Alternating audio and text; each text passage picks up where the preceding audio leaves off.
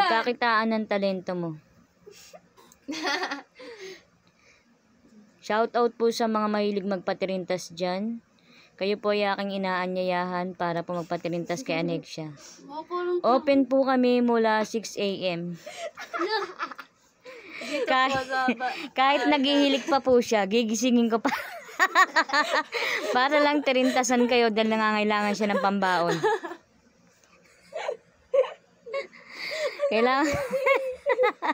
Kailangan niya po ng baon at sustento sa sarili niya. Dahil ang mga bata ngayon ay hindi na uso yung patulog-tulog, pa cellphone lang. Ika nga dun sa nagtitinda sa Quiapo. Ano nga sabi nun?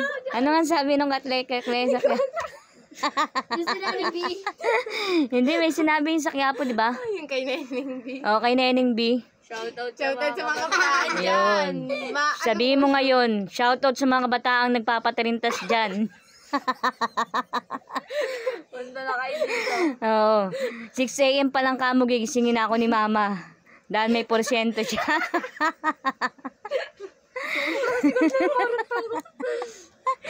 Bisa mo na.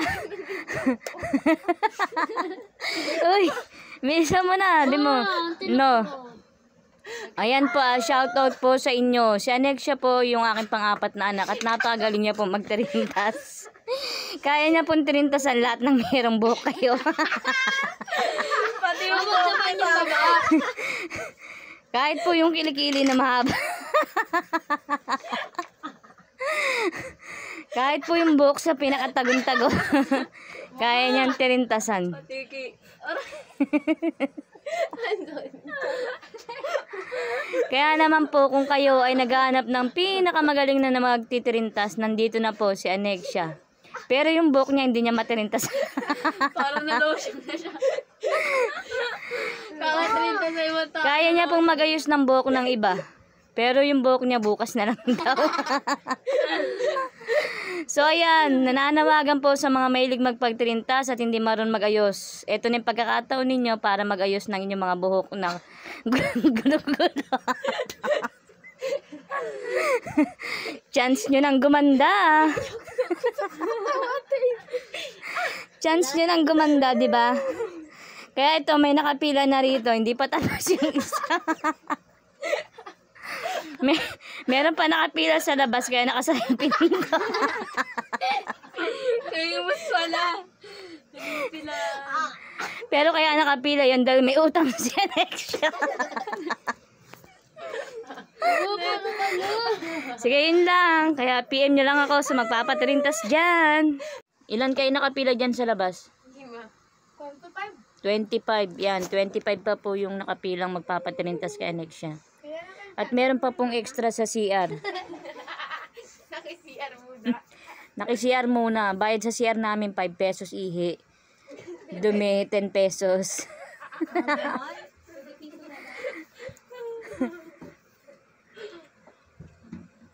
Ligo 25.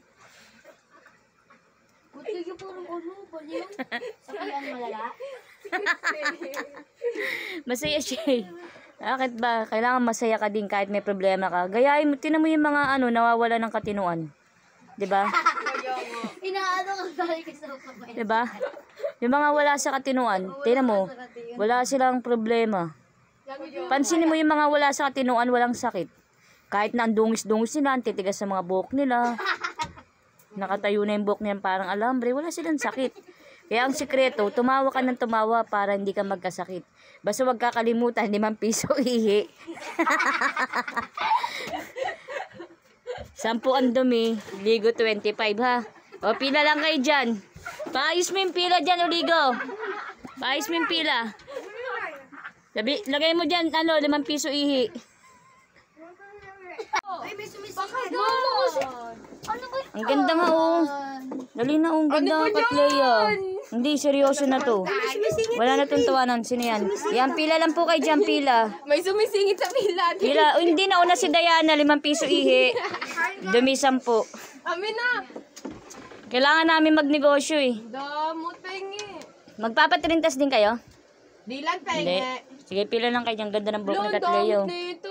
Katlay, ang ganda ng buhok mo ah. Pagharap tingin. Mo kami, di ba? Okay, maganda pa rin. Naman yan eh. Yan, galing talaga oh. Oo nga, para sa magnanakaw naman. Katsunogin natin buhok ko. Okay lang. Di ano, may sisingit. Huwag mo kung ano man di mo ako binigyan ng phone. Hi! Sino yan? Magsalita. Ba't nandito ka? Magpapatayin ka sa Uy, matutulog si Mama. Uy, ano ka? Dito natutulog ka? Baba, ano ka ba? Uy, grabe ka naman kay ate, bebe. Ano siya, ba't baliko? Mukha ko. Siyempre, hindi straight. Bobo, hindi baliko. Dito ka! Dito na tayo matutulog. Ano siya, tignan Ayoko mo. sa labas. Sige, dito na, mabilis lang yan. Ate mo.